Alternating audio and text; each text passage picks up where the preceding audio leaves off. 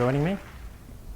It's good to be here in Chicago. It's been a good few days, very interesting weather-wise. I think I've experienced every kind of weather pattern there is. It might be fitting coming into this talk, speaking about happiness and the full catastrophe of living. As you can see from the title, How Business is the Key to Making the World a Happier Place, I'm going to be speaking a little bit about happiness and business. In particular, how business can generate happiness and what it means to be a happy business. So happiness, again, right? Again, it might just be the most overused, maybe even misused word in the English language. And what's this? Speaking about it at a tech conference of all places. But I think that might be the answer to the question, why happiness? Because I think we can all identify with it, relate to it, be engaged by it in some way, no matter where we are. And I think that's important. And two, because it's you, the innovators, the free thinkers, the creators, the human beings that are forging and moulding this future world. And with that comes a question. Do we have a responsibility to this future world? To our friends, our families, our environment, and our communities? And I think we'll all agree that, of course we do. We are all responsible for our thoughts, our words, and our actions, for our world and the world our little ones inherit. What are we offering them? Now, we've seen a lot of these offerings today, and we'll continue to over the next few days. In fact, these offerings are all around us in every moment of our lives. Are they making the world a better, happier place?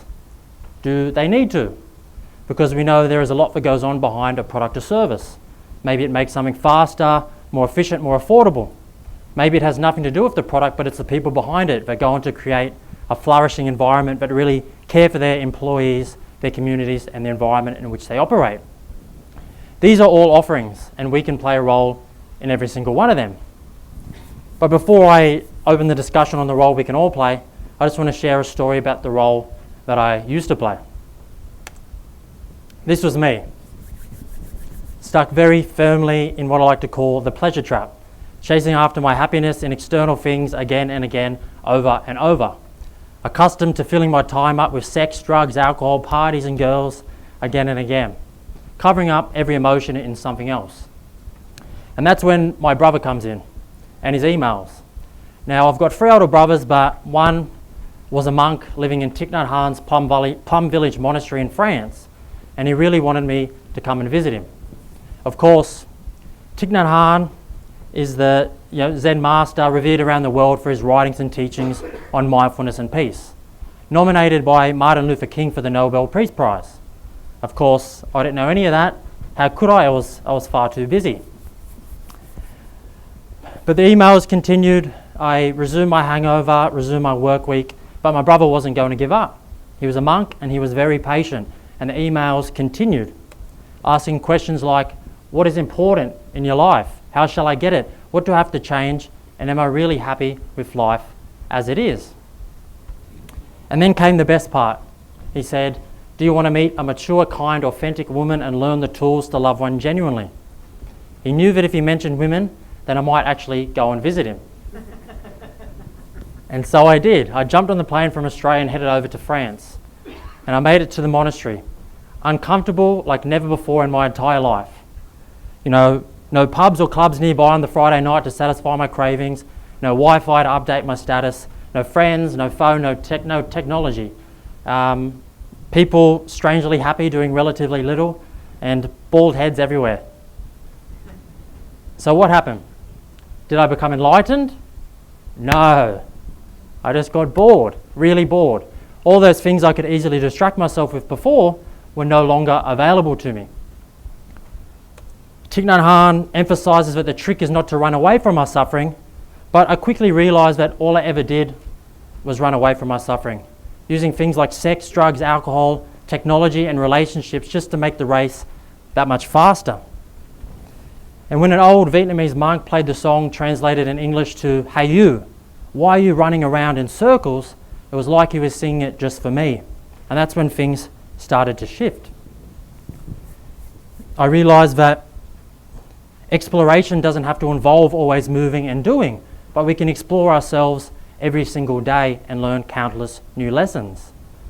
But if we just distract ourselves again and again so we never have to answer any real questions, then we'll never get to any cool ones either. As a society, as individuals, as entrepreneurs, developers, business people, we flourish when we can remain curious. And when our minds are always running and ruminating and jumping from one story to the other and being pushed and pulled from all angles, it's hard to let curiosity thrive. But when we can learn the tools to slow down, to calm our minds, we really give curiosity the chance to really flourish. In fact, when we can stop, sit with ourselves, bored and all and uncomfortable, and not run away, we learn so much about ourselves. We connect to our values, to our strengths and weaknesses, and we become less a product of our environment, and instead we start creating it. What else did I find was born from slowing down? Empathy. And there is a huge place for empathy in business, just like there is in the world. But we run so fast that we forget the world around us. We forget there are people 2 feet from us on the trains and buses on the way to work, experiencing every emotion under the sun. I saw a man in the monastery who was clearly unwell, and for the first time in my life, I felt a true and deep compassion. And it's not that I wasn't surrounded by people who had experienced hardship before, it is just that I'd always been too busy and distracted to even notice. Stopping and slowing down changes how we look at the world because it gives us the time and space we all so desperately need. It teaches us how to be compassionate. Stopping, slowing down, and not running away really was the cornerstone of finding happiness within myself and not always having to strive for it in external things. And I think what we really need in this fast-paced modern world is to learn how to cultivate solitude and really feel the joy of quietness. Especially for people working in this space, in the tech space. In fact, for human beings living in 2019, it's imperative for our health and happiness that we learn the tools to slow down. And I think that's why we learn mindfulness, to learn how to stop just for long enough to really feel the beauty that's all around us, to just stop and think, hey, this place, this world, this body is pretty fascinating. And remember that email that mentioned meeting mature, kind, authentic women? Well, I did that too because the people you attract are merely a reflection of yourself and what you value. In fact, everything we attract, in business, people, things, they're all a reflection of ourselves and what we value. And what did I ever value before? 3 months living in this hut, run-down hut in the forests of the Buddhist Monastery with my monk brother really was the coolest adventure I've ever been on. And I had travelled a lot before this, just maybe I didn't explore what really matters. Maybe it's a classic case of less is more. Less stress, less worry, more time, more happiness. You don't have to wait until your monk brother sends you 100 emails to inspire a quarter-life crisis. You don't even have to buy a motorbike or start a tech company. You just have to ask yourself, wherever you are, what am I doing and why? The answers are all around us and in us. We just have to learn not to rush past. And I guess that's what I've been doing for the last 6 years since I left the monastery. Learning not to rush past and learning how to play a better role in society. To really exploring the topics of happiness, well-being and flourishing, and to creating a world that I'm proud to leave my grandchildren with.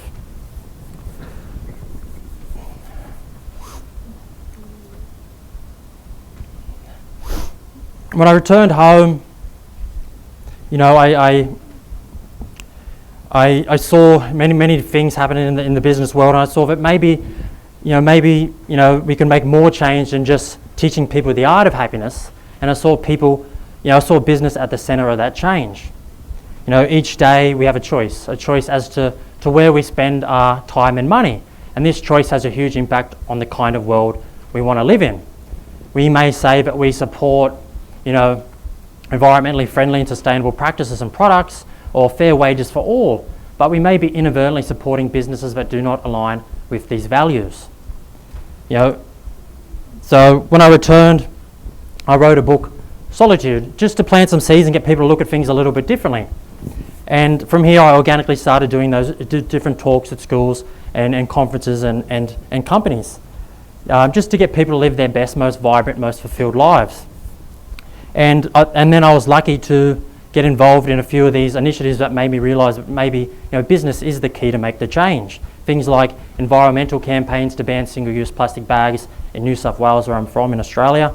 A engaged education movement to where kids in disadvantaged communities in Bogota illustrated some of my children's stories to learn English and literary skills in a fun and dynamic way, and a social enterprise in a favela in Brazil to teach entrepreneurial skills to people living there to develop alternative pathways to the drug and crime trade.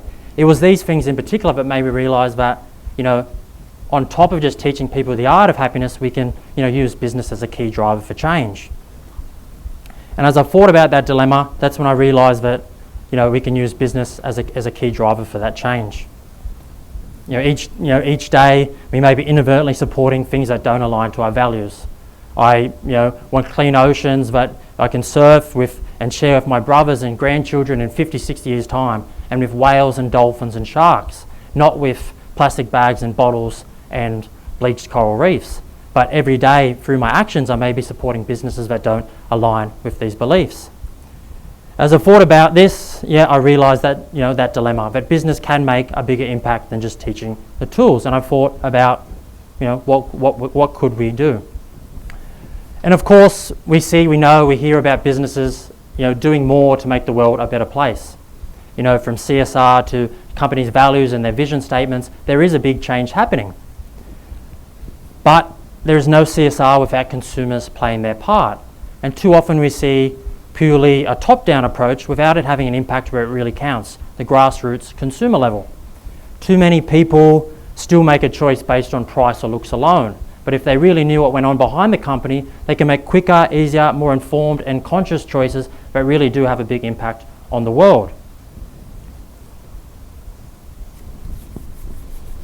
But I saw that in many ways these top-down approaches, sometimes appear too corporate-y, so they don't engage everyday people or everyday consumers. And some of the conscious consumerism movements can sometimes appear too idealistic, and therefore they don't engage the wider communities of people and definitely don't engage business. And a lot of these things coming down from the top are one-dimensional in terms of they focus purely on sustainability of the environment or things like employee well-being. So there was a lack of an all-encompassing sort of program or platform that can holistically look after all these things and connect all the dots between the consumers and the business. And I just wanted to see what works to create lasting impact. So I wanted to create something that connected the dots, that engaged all on the consumer level, so an accreditation where we highlight happy businesses that are doing more, so consumers can make easier choices, that they know when they see the Hapzly logo, they're seeing a business that fosters and promotes happiness. And on the business side, the happiness score, a tool that measures businesses' happiness output and pinpoints areas for improvement. So in order to engage both ends of the spectrum, and also including things like marketing, special offers, events, and later things like Find a Happy Business app, Yelp star reviews, networking, to really connect the dots and make sure that there's no disengagement through all the stakeholders. Also, the happiness score can be used for startups and smaller businesses to grow in a really healthy and happy manner. But of course, the challenge here is happiness. Happiness in itself can be seen as very idealistic, and therefore, how can it engage business? So it needs to be shown that happiness can actually be measured, defined, and can actually make business better. So if happiness is the glue within all of this, we need to make sure that we can obviously clearly define it. So when we think about happiness in today's world, it might be easy to get a little bit frightened. But is it all doom and gloom as the media might suggest? Here we are in Chicago, many Americans here in the audience. Americans now live 9 years longer than their counterparts just 50 years ago. They're more educated, 3 years more, earn more, $33,000 per year per family member. Clean water at the flick of a switch, waste disappearing at the flick of another. Nasty infections gone with a quick pill. In fact, many diseases that killed people not too long ago are completely extinct. But we still see things like Earth Overshoot Day getting sooner. That's the day where we humans consume more resources than our planet can regenerate in a year. It's gone from December 31st in 1986 to August 1 just last year. And of course, our economic system drives businesses to have to always increase their market share and sales, thus producing more and more. So as both companies producing more and more from limited resources and consumers by purchasing these, we sort of harm our planet and the longevity of us as species, and of course many other species. And many worry that the capitalist approach to economics might not be serving our best collective interests, but a world without business seems quite unrealistic, as it's a central human function. The goal here is not to get rid of business, but to get it to better serve our best collective interests and ultimately be globally happy. And that's what we are striving to do, to make happiness on the top of the agenda for businesses' short and long-term plans, to create flourishing businesses that succeed long-term, but also have an impact on their wider communities. So let's have a look at happiness. In order to make it a metric that is beneficial for businesses, we need to know what it is. We put an emphasis on clearly defining how businesses generate happiness. So when looking at how businesses can generate happiness, or the definition of business for happiness, we need to look at first the definition of one's happiness, and then see how the business can influence that outline. An individual can split their daily life into 3 parts: work, leisure, and the time it takes to fulfill their basic needs like sleep and eat. The complexity in defining happiness is to derive it from these different timelines and see where in these 3 parts of the day a business can influence one's happiness. The Happiness Research Institute defines happiness as 3 dimensions of well-being: cognitive and overall life satisfaction, affective, negative and positive emotions experienced on a daily basis, and eudaimonic, purpose and meaning in one's life. It is here we help distinguish those timelines: a short-term hedonic happiness and a long-term eudaimonic happiness. A short-term hedonic happiness where we strive to get as many positive emotions as possible and avoid negative ones at all costs, and a eudaimonic where, based on our purpose and meaning. We can see that we, have both of these within us. Our uniqueness lies in the proportion of them within ourselves. So we've got a little outline of what individual needs to be happy: decent work in terms of wage and benefits, command over material sources in relation to economic power and their consumption, personal freedom of actions, being able to develop ourselves personally and professionally, a good governance, which is necessary for trust and safety and security, and social trust within our community, like positive relationships and belonging, to cultivate mindfulness and virtue, sound mental health and behaviour showing moral standards, and then again regular positive emotions in the day and deep meaning and purpose. So in defining happiness for a business, it's important to see how a business affects each of these elements in a holistic view of happiness. Pope Francis wrote that humans need to be considered in all contexts as moral agents in the economy, parts of society and parts of nature itself. So we apply this statement to businesses as well.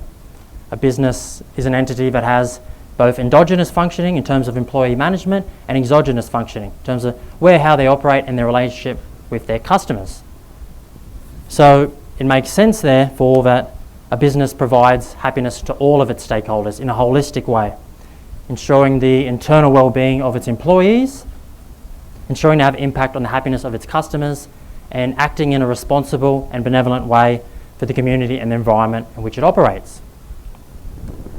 In coming up with this sort of definition and these 4 stakeholders, I looked at the policies and processes of many different sources, from gross national happiness of Bhutan to Denmark, which is typically at the top of the world's happiest nations, to UAE's work on positivity, to Australia and Hong Kong, and also the Happiness Research Institute and different institutions on that level, and many different businesses too, like Patagonia and Blackmores, which are really leading the way in promoting a lot of happiness.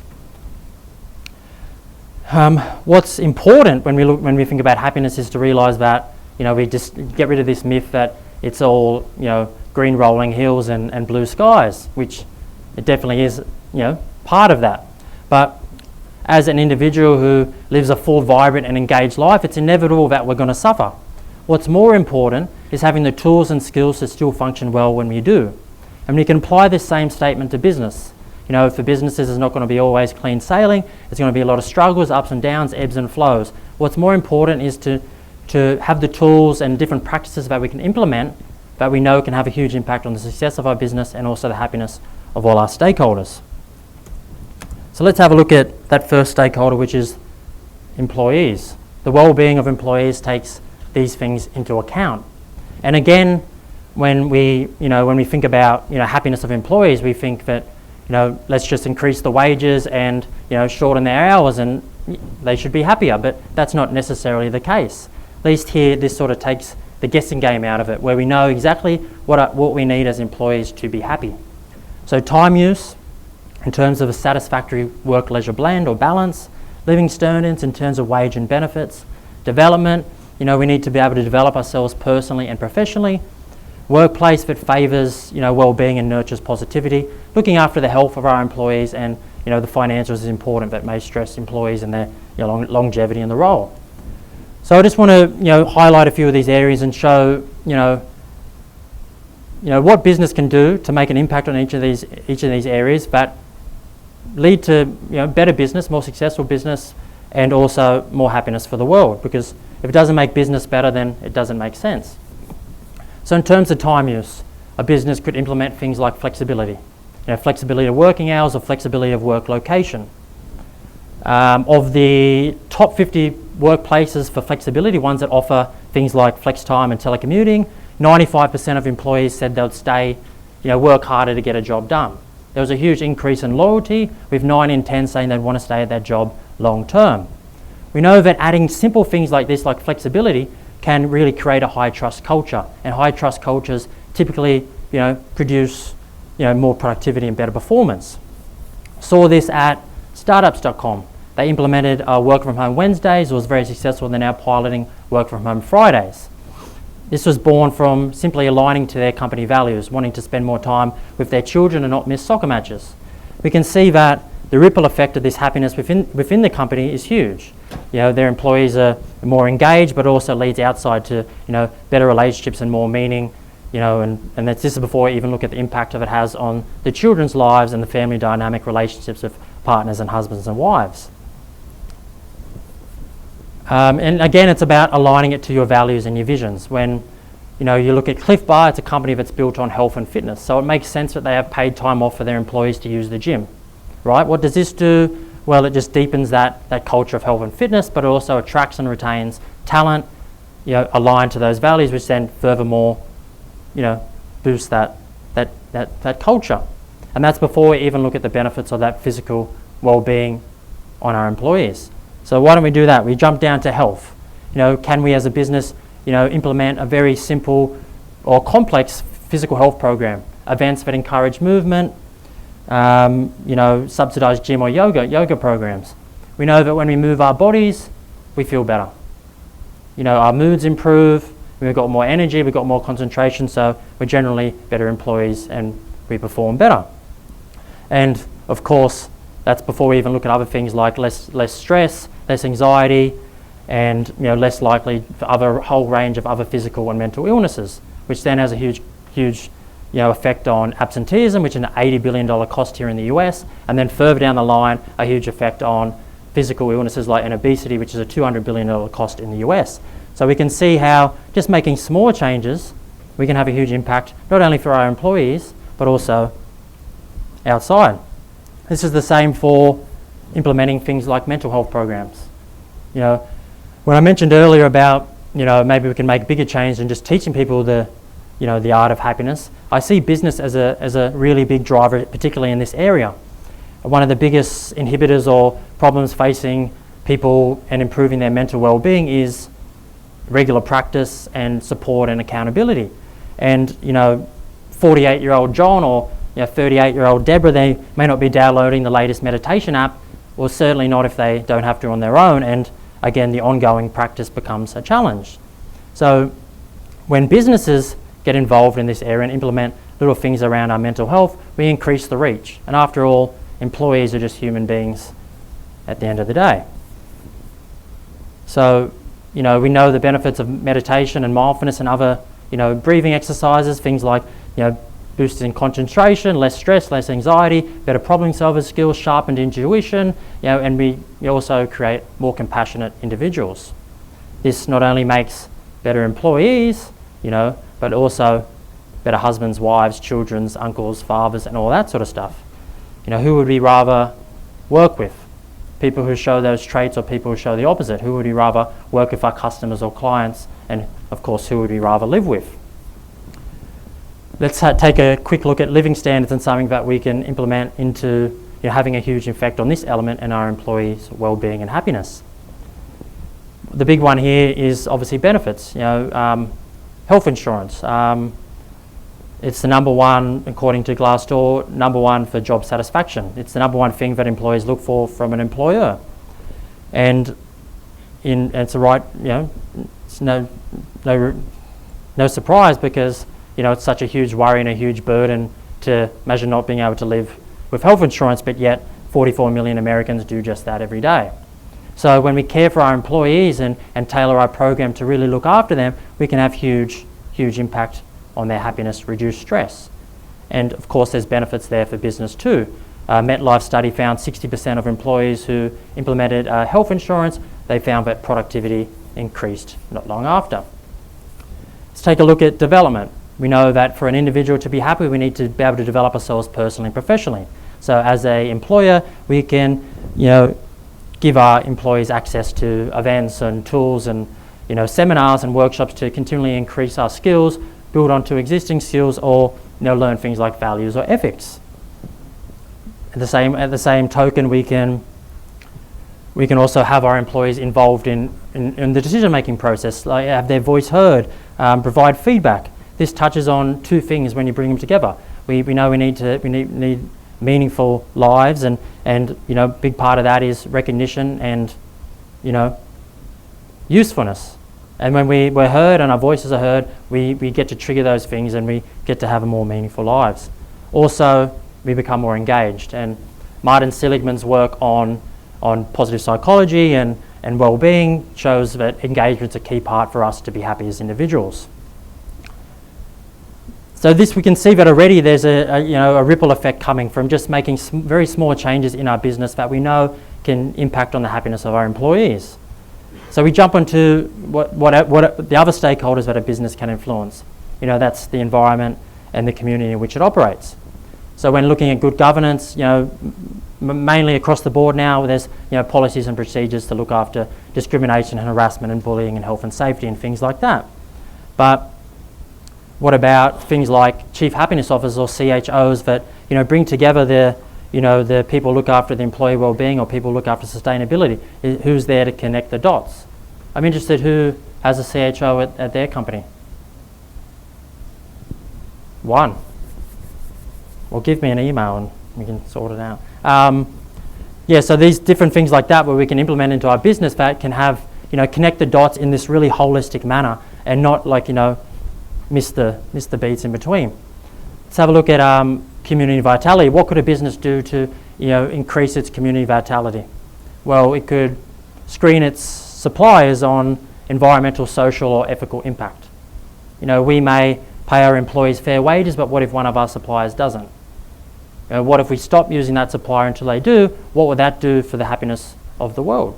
Quite a lot. That will encourage those suppliers to have to do more, otherwise they miss out on business, and then it creates a ripple effect in that. And also the benefit for the business in that regards is when we invest in an ethical supply chain, we also engage a new customer base. A Nielsen report found that 66% of consumers are willing to spend more on a product or service that has positive social or environmental impact. So not only do we, make huge changes for, in terms of the wages example, but also, we create this huge ripple and engage customer base, which is better for business.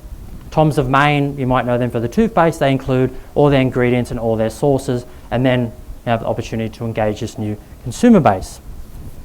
Let's jump down and have a look at ecological responsibilities. This can be something as simple as recycling, water stations instead of plastic bottles, or going further down the line, green offices. I know we heard from Jorn this morning from Trifork, who puts on these GOTO conferences. They have many small offices closer to their employees. So it's less stress on the employees, but also less stress on the environment. Patagonia, it's an amazing company. They made the switch from damaging industrial grown cotton to 100% organically grown cotton. They were also the first company here in the US to print their catalogue on recycled paper. Little things count. And when we look at time use in the previous example of employees' well-being, they also were one of the first to spearhead in-work childcare centres, and they soon ripple out and can become the norm. Another example of ecological responsibility, New Belgium Brewing Company. They're a company that's put, like Patagonia, put sustainability, entrenched into their culture and thrived as a result. They're now the 4th largest craft brewer here in the US. They've got solar panels that power their bottling plants, and company-issued bicycles allow their employees to get around their 50-acre site. So they're having a huge impact on the environment, but they're also having a huge impact on their employees' well-being as well. And while in this particular example they can't guarantee that their consumers are going to use their product in a responsible way, they will definitely get an increase in their short-term hedonic happiness. I can testify to that. But they're looking after the things they can, and that's their social responsibilities. And ecological responsibilities too. Let's have a look at social responsibilities. What could a business do to have an impact on this and really care for this particular stakeholder? Well, you could provide financial support or other means of support to cultural, environmental institutions, to environmental initiatives and things like that. Patagonia donates 1% of its sales to carefully chosen environmental non-profits. Tom's of Maine donates 10% of their profits to human and environmental goodness. Another thing that we can also look at in this responsibility is, can we pay our employees to volunteer in the local community?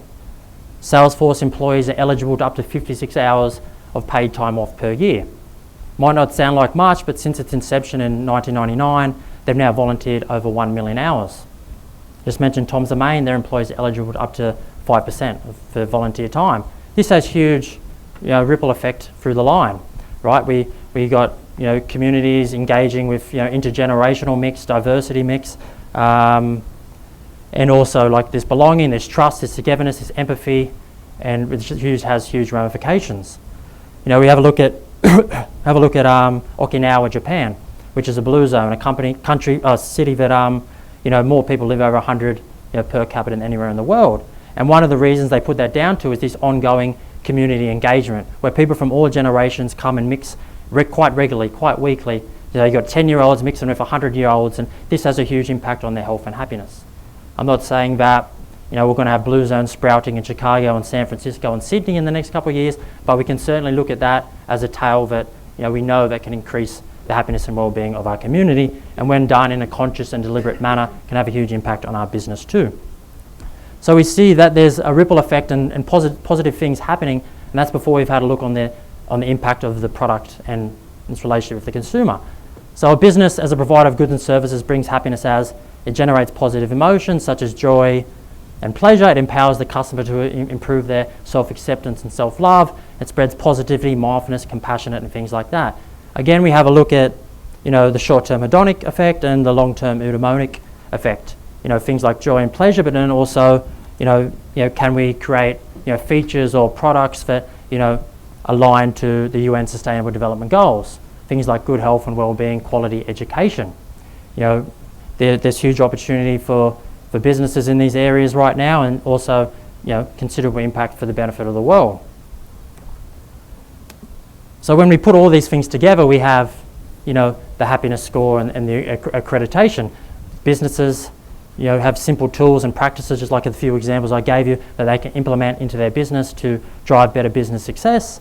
And and the accreditation on the consumer side, consumers can engage with these businesses knowing that they're a business that really cares for their planet and their people. So again, we can use knowledge here as knowledge is crucial to improving human well-being and enhancing human welfare. So consumers use the knowledge to make better, more conscious choices, and businesses use the knowledge to implement little simple practices that make their business better and have a huge impact on the happiness of the world. But of course, there are many challenges. When you look at the consumer level, do we still act in our best self-interest? Maybe. People inside this room and people where I live in San Francisco, we can afford to spend more on a product that has positive environmental impact. But what about people just outside this building? A majority of people attending the lowest 10% of elementary and high schools in Chicago don't have basic competence in reading, science, and math. That's almost 20,000 people, and that's just one area. How can they be expected to make conscious choices that have a positive impact? They can't choose a jacket from Patagonia, they just need a jacket. They can't choose where to work, they just need a job. So that change has to come from people like us who are more fortunate and able. And surely we realise that in 2019, the importance and value of voting for the kinds of people we need to transform our planet and its people. At least this way we don't have to wait until next year or every 4 years, but we can do it 2 times a day, 6 times a day, or if you're my girlfriend, 16 times a day. As long as it's a happy business. I should never have told her that. But I see that every time we open our wallets, we have the choice of making a positive impact or nothing at all. And in reality, happiness is contagious. A study done by Yale in a town in Massachusetts for over 5,000 people over 3 decades found that when someone experienced an emotion like sadness or happiness, that rippled throughout the entire community. So when we make small choices as businesses around these practices, around employee well-being, the environment, the community, that ripples throughout everywhere. Just from the few examples in terms of time use and flexibility, we saw how that goes inside the business and outside the business, and we know that's contagious and it's just going to keep on spreading. So we have the choice, to make no impact or to essentially spread happiness. And we are all responsible for our choices, by choosing where to work or who to hire, by choosing who to invest in or where to get investment from, by choosing who our suppliers are. We are essentially choosing, where to spread happiness or how to generate happiness. We are all responsible for our thoughts, words, and actions, for our choices, for our world and the world our little ones inherit. What are we offering them? Thank you.